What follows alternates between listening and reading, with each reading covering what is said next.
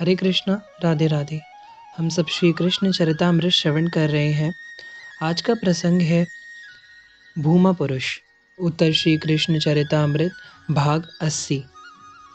नाम मात्र के लिए रथ की रज्जू अर्जुन ने संभाली थी, बाकी तो अश्व ऐसे दौड़ रहे थे जैसे इन्हें मार्ग का पूरा पता हो। अर्जुन बारंबार श्री कृष्ण को देख रहे थे, पीछे मुड़ मुड़ के। पृथ्वी कम समाप्त हो गई, अर्जुन को पता भी नहीं चला। अब तो सामने अगाध जल राशि थी। समुद्र को सामने देख अर्जुन भयभीत हो गए। अब अश्व कैसे चलेंगे? पीछे मुड़कर जब अर्जुन ने श्री कृष्ण की ओर देखा ही था कि सामने सागर में से उसके अधिदेव प्रकट हो गए थे।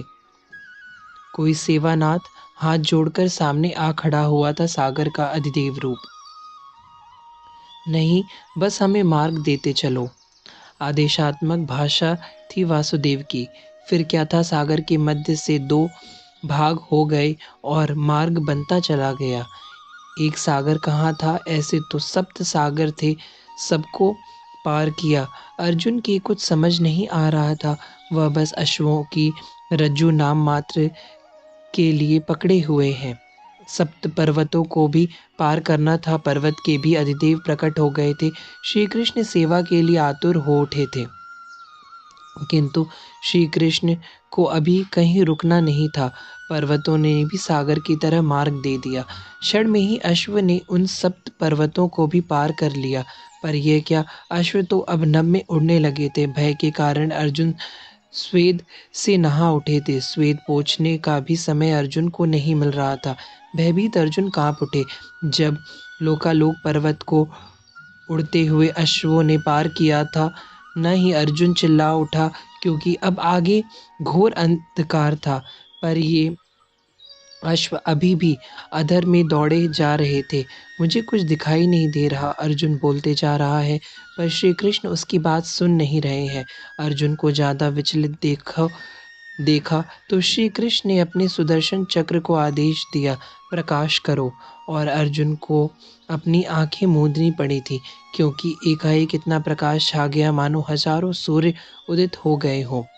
अश्व अभी भी रुक नहीं रहे, किंतु गति उनकी कुछ कम हो गई थी। अर्जुन जब स्तब्ध चकित हो गए, तब उन्होंने देखा कि अब जो मंडल शुरू हो रहा था वह मणिमाणिक्य से रचा हुआ था। मणिस्तंभ वहाँ नाना रंगों के थे। उन सब से प्रकाश किरणें फूट रही थी। आनंद ही आनंद था उस मंडल में। यह कौन सा लोक है? आश्चर्य के साथ अर्जुन ने पूछा, पर श्री कृष्ण बस मुस्कुराए। अश्व रुक गए थे। अपने प्रिय सखा अर्जुन का हाथ पकड़कर श्री कृष्ण रथ से नीचे उतरे और पैदल चल दिए। अर्जुन इस समय कुछ बोलने की स्थिति में नहीं है। वह बस जहाँ श्री कृष्ण ले जा रहे हैं वहीं चले जा रहे हैं। रुक गए। अब एक दिव्य लोक में पहुंचकर दोनों सखा, ये क्या है? ये कौन सा लोक है? यहाँ के देव कौन है? अर्जुन के बहुत प्रश्न थे, पर श्री कृष्ण कुछ नहीं बोल रहे थे, अभी भी चले जा रहे थे। आइए मेरे नर नारायण। मुस्कुराते हुए उन प्रेम पुरुष ने श्री कृष्ण और अर्जुन का स्वागत किया। अर्जुन तो देखता रह गया, यह तो मेरे श्री कृष्ण की तरह ही है। अर्जुन श्री कृष्ण को देखता है, फिर उन पुरुष को। मनमोहनी मुस्कान थी उन पुरुष की, पीतांबर भी धारण कर रखी थी उन्होंने। वह बस दोनों को देख रहे थे। कुछ देर में उनकी मधुर वाणी गूंजी, धर्म की रक्षा के लिए मेरे ही स्वरूप ने अवतार लिया था। तुम मेरे ही स्वरूप हो। अब तो अवतार कार्य पूर्ण होने को आया है। अधर्मियों का भी संहार तुमने कर दिया है। अब आ जाओ मेरे पास, हे नर नारायण। ये कहते हुए फिर श्री कृष्ण और अर्जुन को वह पुरुष निहारने लगे थे। अर्जुन, आगे आओ। उन पुरुष की बात सुनते ही अर्जुन आगे आ गए। सामने से उन्हीं ब्राह्मण के 10 पुत्र प्रकट हो गए थे। अर्जुन आनंदित हो उठे, पर आप ब्राह्मण के 10 पुत्र को क्यों यहाँ लाए? अर्जुन ने इतना पूछ ही लिया था। मैं अपने अवतार नर नारायण यानी तुम श्री कृष्ण अर्जुन को देखना चाह रहा था, इसलिए मैंने यह लीला की।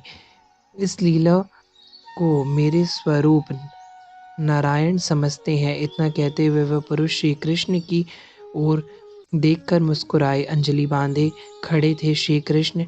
उनका मुस्कुराना क्या हुआ कि वह मंडल ही नेत्रों से ओझल हो गया था।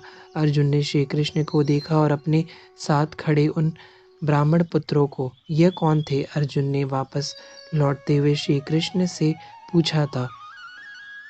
भूमा पुरुष, श्री कृष्ण बोले। भूमा पुरुष अर्जुन का प्रश्न था।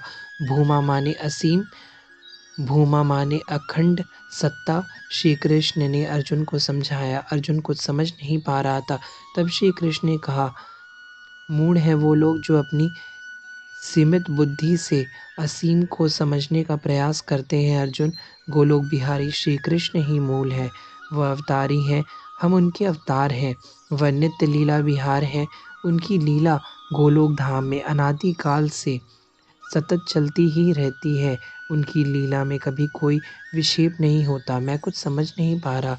अर्जुन को सच में कुछ भी समझ नहीं आ रहा था, पर श्री कृष्ण भी इससे ज़्यादा कुछ बोले नहीं। जीव अहंकार क्यों करता है हे केशव?